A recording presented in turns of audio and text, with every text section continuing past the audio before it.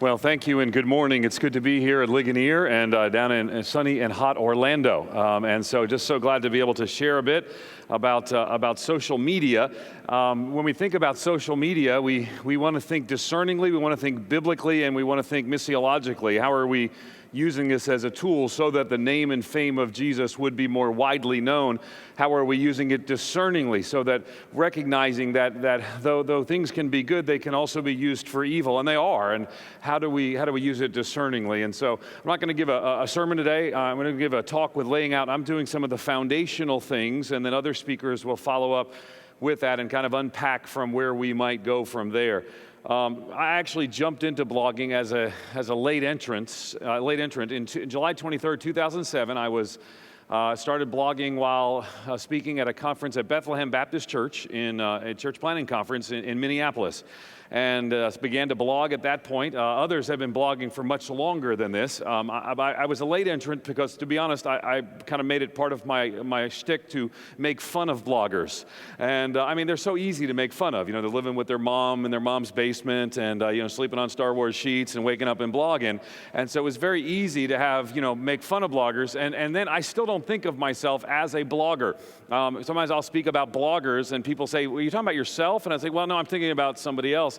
But perhaps reason why is I was unsure of its import and what I would do. But I saw the influence of social media was having. I watched the conversations and I wanted to be a part of those conversations. But I also knew it was a serious commitment to pull it off. Later on, about a year and a half later, I would jump into Twitter as well and begin to use Twitter and Facebook as a tool. But I want you to know that as I've been engaged in these tools, I believe social media is not a toy or a fad, but it's a fundamental cultural shift in the way that men and women communicate. And I think we need to recognize the influence that it has in culture. We need to engage in it in redemptive ways so that it might be used as a tool for the advancement of God's kingdom, for God's agenda in the world. Now, the reality is people are engaging in social media, whether or not we'd like them to. There's a whole conversation going on out there, but oftentimes Christians are unengaged, or the Christians that get engaged in the social media conversations, well, to be honest, they're often the ones that we would rather not be engaged in the social media conversation. The reality is that there are over, for example, 200 million blogs today in the world. 60 million Facebook updates are actually made each day. The average Facebook user spends about 55 minutes a day on their Facebook account. And so when we begin to see the influence of these things, if Facebook were a country, it would be the third largest country in the world, behind China, India, and larger than the United States. In March, Twitter posted its 10 billionth tweet. And so the influence of these things is quite remarkable. And those of us who will share today in this Ligonier pre-conference about the issue of social media are all engaged in social media. For example, you hear it a little bit from Tim Challies, probably one of the most widely read and widely known Christian bloggers in the world. There are 7 million users graded on twittergrader.com. Tim is the 19th thousand of those users. So again, the influence of here is a remarkable thing. And so for us to not be engaged in that conversation, to not use that tool for the agenda that God has for such tools, I think is problematic at best and irresponsible at worst. Let me share some more statistics that you might find interesting. 1 out of 8 married couples today have met via social media. When you think about it, I mean, I don't know about you, but we sort of used to make fun of the people who met over the internet, and now it's 1 out of 8 people who have met as such. Now, is all of this good? 96% of millennials have joined a social network. Is all of this good? Certainly not. But it's important for Christians to be a part? Certainly so. Let me talk about some reasons why. The leadership here at Ligonier asked me to write an article for Table Talk Magazine. I was glad to do so. You can find that article at their Table Talk Magazine or at edstetzer.com, where I've added some more commentary to it and linked to the article there. And in there, I talk about 4 things that they've asked me kind of to unpack here and then to bring some other things as well to help us to discern. Let me share a little bit about this brave new world of social media and the things it can and cannot do. One of the things it can do is it can assist in creating community. Now, I want you to notice that I don't believe it can create what the Bible defines as true community. I think true community involves more than avatars and electrons. It requires feet and faces. Now, but it can be a facilitator of community. It can be an introduction to community. It can be a support to community as well. It's not a replacement of biblical community, but instead it's a supplement of biblical community. I don't believe there's any such thing as an internet church, but there is community in cyberspace. And so for us to see that as a tool, I think of Sojourn Church in Louisville, Kentucky, that has their church webpage, which most of us would probably have now. I hope that's not an issue for you. You already have a church webpage because you know that more people will visit your church electronically via the internet than will visit your church in person. Most churches now recognize that before people will come to visit their church, they will see what their church is all about on the internet. But Sojourn Community Church in Louisville, Kentucky also has a members-only portal. And in that portal, they can communicate prayer requests. They can engage in scripture memory exhortation. They can be involved in threaded conversations within small groups. It can assist in creating community. A second thing is it can assist in communication. I don't know about you, but our church no longer has a newsletter. We see no reason to print a newsletter. We hardly print a program anymore. We recognize that we can communicate better in two ways. Is that every week we send out an email. It generally comes from me, but really it's written by our staff, a team of people. We gather and we just say, here's what's going on this week. Or we communicate through the blogs that we have. We have a Facebook page at our church, and we communicate through the Facebook page. And I will tell you, it saves us precious resources by communicating these things electronically. Now, people can pick up some of that information at our gathered worship on Sunday, but our church no longer has a newsletter. It doesn't use this program. Why? Because it communicates through the medium of the World Wide Web. The third thing is it can assist in inspiration.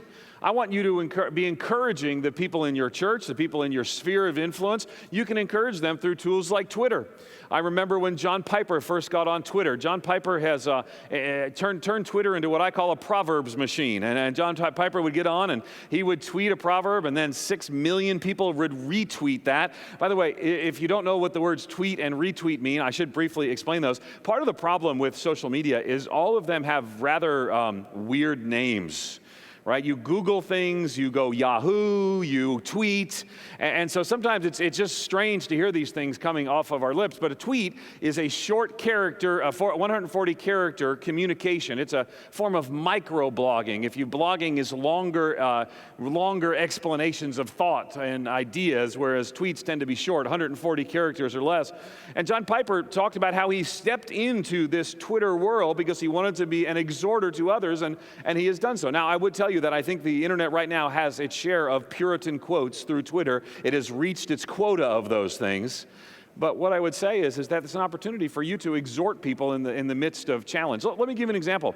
In Nashville, we recently experienced a flood, a 500 or 1,000-year flood, depending upon who you ask. Now, you may not have heard about it because Balloon Boy got more national media coverage than this flood did, where dozens of people lost their lives and millions of dollars of damage took place. Well, my church, where I serve, is in the middle. You may have seen the pictures of Opryland. Opryland on one side of our church was flooded. Our church is on a bit of a hill next to Opryland, right across the street. Every time you see a national helicopter shot of Opryland, you'll see our church facility. On the other side is Pennington Bend, the neighborhood that was so destroyed. Well, the reality is we communicated. As a matter of fact, 3 pastors in particular, we used Twitter to communicate disaster relief. Come to here. We need volunteers here. We're tearing people's the appliances out of their homes before they get ruined. We communicated these things, and that ended up being picked up by the national news. CNN reported on others. Twitter became the communication tool when other tools either could not keep up, in many cases in the local media, or could not give the precision of, we need volunteers here right now. We need sandbags here right now. It became a tool to assist the church to be the church on mission in the midst of a difficult context. It can assist in communication, assist in inspiration. Thirdly, it can assist in introductions. I actually don't know many of you, but I know many of you via Twitter. I know many of you via Facebook. I just met for the first time Tim Challies moments ago, but I've read literally thousands upon thousands of Tim Challies' words. I know his thinking. We have mutual friends. I know I've read his thoughts, and maybe he's read a few of mine. I don't know. But in the process of doing so, I know things about him, and this becomes a form of introduction. I will tell you, I actually use my Twitter account. I have about 30,000 people via Twitter or Facebook who follow my either the tweets or the Facebook updates. And I see part of what I do is to introduce myself and my values to young pastors. I have a lot of young pastors who follow via Twitter. And one of the reasons that, for example, I'll tweet about my family a lot. Tom Rainer is the president of Lifeway where I serve.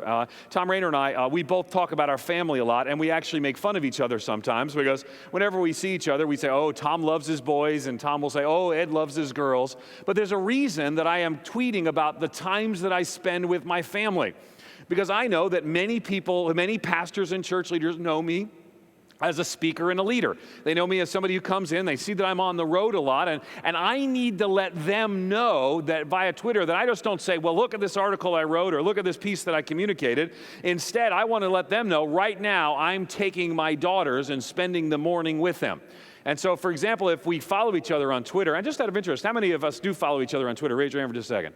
Okay, several of you, okay. If you follow each other on Twitter, you will know and you will make fun of me when you see me that I consistently go on Saturday mornings to Cracker Barrel, what I call the garage sale with food, so that I can go with my daughters. Well, every Saturday morning, if you get up and you'll see on Twitter, you'll see I'm taking the girls to Cracker Barrel, the garage sale with food. Why do I say that? Why, I leave mom at home, my wife at home. She gets the morning to just kind of relax, and I take the girls out. Why? Because I'm modeling that. When I take my wife out on a date night, I'm modeling that. So it's a form of introduction as well. But are there some concerns? Yes. Let me share a few of them. Let me share some of those dangers. Others will as well. But I do not want to say to you that as I share the dangers, that does not mean you should not be in the electronic conversation. You should be. The dangers here are not dangers that should exclude you, but they should give you the wisdom of discernments. Let me share some of those dangers, right? Well, first, often it's the wrong people who engage in social media discussions. I will tell you that people who often engage in social media discussions, particularly Christians, are often people who that's their only outlet because they're disconnected and unengaged in a local church because they have an issue that drives them. They get up in the morning and they just look for the opportunity to come by, and you'll see it on blogs consistently. I had to create tighter and tighter comment rules because simply I would have Christians, self-identified Christians, who want to come by and they just are what we call drive-by posters, right? They'll come by and they just put the same thing they put on 58 other people's blogs. Why? Because they're not engaged in a local church. They're not being provoked to love and good deeds by other believers. They're not in accountable relationships with others. And thus, the wrong people often engage in social media conversations. I think another thing is social media can trivialize important things. Listen, not everything can be boiled down to 140 characters. There was a fascinating discussion of can you tweet the gospel in 140 characters, and I get it's simplest. Packers defined it as God saves sinners. I mean, we can find ways to do that, but sometimes in the desire to make things pithy, retweetable, something people will quote, we shrink them down and we engage in what's called simplism. Now, simplism, that's not a fake word, I didn't make that up, but that is reducing something to below its capacity to truly be understood rightly. Things can be simple, but when we engage in simplism, what we've done is actually reduced it beyond its capacity to be reduced. And I think there are things that we do that with, and social media can trivialize those important things. I think that's also acknowledged by most people in politics, for example, that the soundbite culture of politics has actually been problematic to the advance of quality discourse, conversation, and governance. I think the same thing can be true in the social media world, the soundbite culture, particularly that Twitter can create. And I just want to confess to you my own sinfulness, is that for me, I often think, how can I make this brief? How can I make this pithy so that it can ultimately be retweeted by other people? I think sometimes that can cause us to focus too much on the trivial and not enough on the important things. I also would say it creates false community. It creates false community. I can be in conversation and relationship with a lot of people via social media, but the reality is when I fall, when I struggle, when I'm discouraged, they cannot come over to my house generally, be there with me, pray with me, sit down and talk with my family, help me through a sickness, a loss, or a death. They can be exhorters, but they can't have the proximity that's necessary to be people in true biblical community. So it can create that false community. It can create pride. It can create pride. There's not a day that comes by when I'm at a speaking engagement when somebody doesn't point out how many Twitter followers that I have in some sort of introduction or things of that sort. And they say, well, Ed has so-and-so Twitter followers. And my wife sort of has fun with that. She tells people I'm kind of a big deal on Twitter, which she then says is kind of like being a big deal at Dungeons and Dragons. It still doesn't matter. At the end of the day, it's still a fake world that doesn't relate to the real world. Well, but I think there's a sense of pride that can come into that. We can see our rankings, how many people are connected with us via Facebook, how many people are connected with us via Twitter. Even the language is often problematic. I will tell you, for me, I struggled a lot with Facebook, and I actually left Facebook, and then a few months ago, I guess a few weeks ago. Part of the reason is they're changing their privacy policies. And one of the things I'm going to mention in just a minute is that people in social media are not interested in you interacting socially. They're interested in making a profit. And so that's the way that they plan their platform. And you need to recognize if you're going to play on their platform, you have to play by their rules. But for Facebook, one of the hardest things for me was Facebook has a friend limit of 5,000. You can't have more than 5,000 friends. And so I had to migrate my Facebook friends into what they called at the time a Facebook fan page. Well, I reject that idea. I don't want to have fans. I want to have friends. Twitter calls them followers. I don't want to have followers. We're co-laborers for the cause of the gospel. And so, but even the language inherent in those conversations, often the language they use, and we don't get to rename those things, often the language we use can promote pride in the midst of us. Matter of fact, I would say that in many ways, social media, and this is one of the reasons people say we should avoid it, is that there is inherently a degree of narcissism that is present in social media. Matter of fact, of your 4 panelists, 4 people who are going to speak today on social media, I checked last night for 3 of us, and for the 3 of us that I checked last night, that our last 6 tweets, okay, that of the 6, our last 6 tweets, 5 of them were pointing you to somewhere we were going to be, something we were going to say, some article that we had written, some program we were about to start. And so basically, we are using it to say, look, I'm driving traffic to here as an article that I have written. That can be, and it can be inherently narcissistic by its nature. You can look at the fact that Al Mohler and I and Tim Challies, we all have blogs, and they're all named after us. Now, why is that problematic? Well, it doesn't necessarily need to be, but the reality is it can be. Technology like this always impacts who we are, and when you consistently are communicating, here's what I have said, and you use Twitter to point people to another place you've said something, and use your blog to communicate to another place you've said something, you need to know, and I need to remember as I preach the gospel to myself, that in the midst of all that is a danger to make it all about me along the way. Others are going to unpack this and deal with this more a bit later on. Let me say just a couple of more things, and then I'll conclude my time this morning. I think social media promotes impertinent speech. I think social media promotes impertinent speech. When I see some of the things that people tweet about Christian leaders with whom they disagree, when I see some of the things people blog about people they do not know, the assumptions they make about their beliefs, the approach they have to their character, what I would say is that, and I think there's a place for well thought out, gracious, winsome conversations, but I will tell you that I think increasingly what we see is the volume has gone up as the discernment has gone down. I think social media promotes impertinent speech. And I think it's necessary for us to ask the question, would we say these things if we were sitting next to this person? I was just spent the last few days at the denominational meeting of my denomination, and it was interesting just to read what we call a Twitter feed, the stream, and to read these comments using what's called a hashtag that drives people. We have a hashtag here for this meeting, by the way. It's #, and then Ligonier and LNMC, Ligonier National Ministries Conference. But just to see those comments, because when people just would say some just incredibly inappropriate things that they would never say sitting next to somebody. Why? Because they're sitting at home without accountability. I want you to hear this. Technology without accountability is like anything without accountability and gospel-centeredness. It leads to self-centeredness. It leads to impertinent speech. It leads to inappropriate comments, and it requires us to die to ourselves and, again, live for Christ. Now, let me say one last thing. The people who want you engaged through social media, they are interested in monetizing you, not connecting you.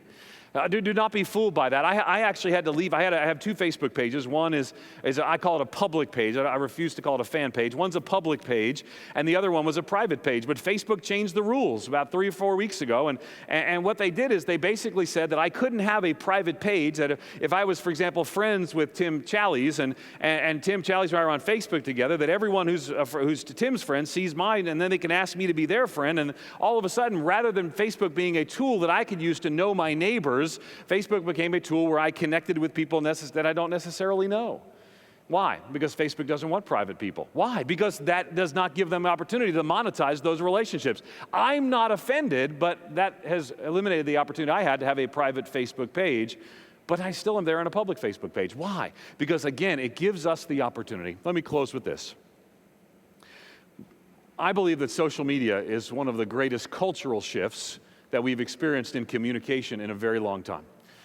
People love to use hyperbole when they speak about social media. They say, well, this is like the transition from the scroll to the book. This is like but what I want to say to you is that I think it's important to note that more and more observers are using language like that may seem, hyperbolic, but what I want to say to you is that people are recognizing that social media is shaping us as a culture, it's shaping us as individuals, and it's not going to go away. The question I think we need to ask, and we're going to spend the morning asking, is how do we, as believers in the gospel, followers of our Savior, walking in the fullness of His Spirit, how do we engage in those conversations discerningly so that the name and fame of Jesus might be more widely known because of the interactions that we have here? My prayer today is that we might learn, we might glean, and we might walk away desiring to engage in that conversation, not afraid of it, desiring to engage in it and bringing the good news of the gospel of Jesus Christ, modeling relationships and communities in those contexts. Thanks for the chance to share with you.